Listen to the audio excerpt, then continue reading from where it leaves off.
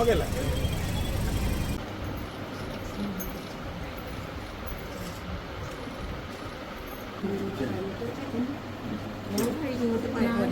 കൈകളിൽ വഹിച്ചുകൊള്ളും.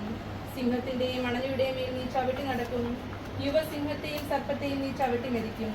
അവൻ സ്നേഹത്തിൽ എന്നോടൊട്ടു നിൽക്കുന്നതിനാൽ ഞാൻ അവനെ രക്ഷിക്കും. അവൻ എൻ്റെ നാമം അറിയുന്നത് കൊണ്ട് ഞാൻ അവനെ സംരക്ഷിക്കും. അവൻ എന്നെ വിളിച്ചപേക്ഷിക്കുമ്പോൾ ഞാൻ ഉത്തരമരുളും. അവന്റെ കഷ്ടതയിൽ ഞാൻ അവനോട് ചേർന്ന് നിൽക്കും. ഞാൻ അവനെ മോചിപ്പിക്കുകയും മഹത്വപ്പെടുത്തുകയും ചെയ്യും. ദീർഘായുസ് നൽകി ഞാൻ അവനെ സംതൃപ്തനാക്കും. എൻ്റെ രക്ഷ ഞാൻ അവന് കാണിച്ചു കൊടുക്കും. കർത്താവിന്റെ വചനം.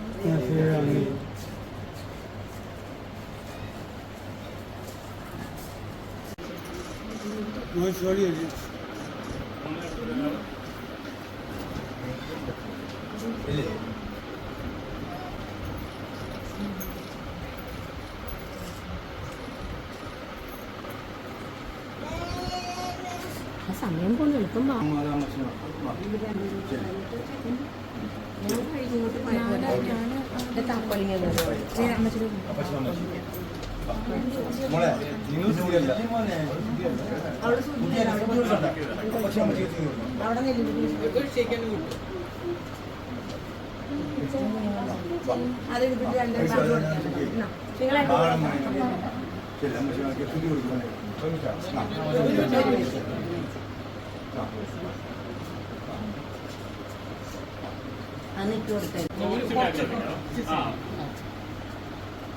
സംസാരിച്ചു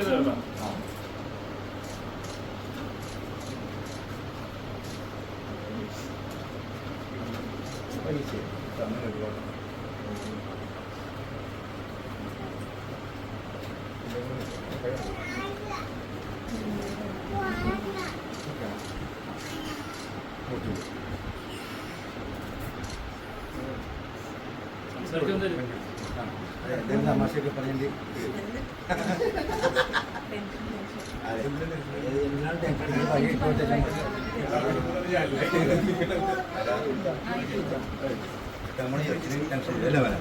അപ്പോഴാണ് ടെൻഷൻ ഒരു ടെൻഷൻ ഹാപ്പി ഓക്കെ അല്ലേ?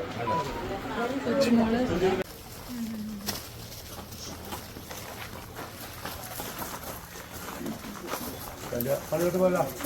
ഓക്കെ. അല്ല അവര് പോയിട്ട് കൂട്ടിയാണോ? ആദ്യം അവർ ഫുഡ് കഴിച്ചിട്ടുണ്ട്. നമ്മുടെ സൈഡിൽ കിടപ്പുണ്ട് അവിടെയാണ്.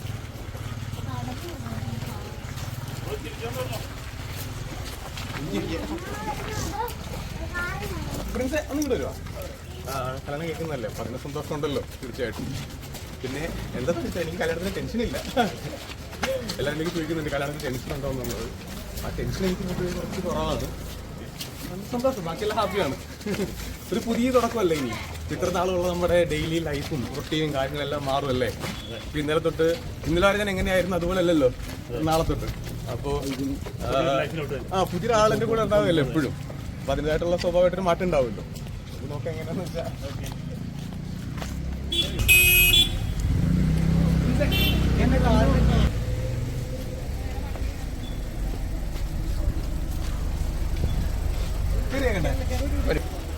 ചേച്ചി ഫോണോട് ഇച്ചിരി കൂടി ഇങ്ങോട്ട് വരുവാണെങ്കിൽ. പിന്നെ ഞാൻ ഒരു സജഷൻ പറയുവാണേ. നമ്മുടെ ക്യാമറമാൻ ചേട്ടനാണ്. അപ്പോൾ നിങ്ങൾ ഓൺലൈൻ മീഡിയാസ് ഒന്ന് ബാക്ക് ചെയ്യുന്നില്ലെങ്കിൽ എനിക്ക് ഫുട്ടേജ് ഒന്നും അപ്പോൾ ഇവർ പറയുന്ന പോലെ ഒന്ന് നിൽക്കണം കേട്ടല്ലോ. ഓക്കെ അല്ലേട്ടാ? ഓക്കെ. ഹാപ്പി ആയിട്ട് ഓക്കെ അല്ലേ?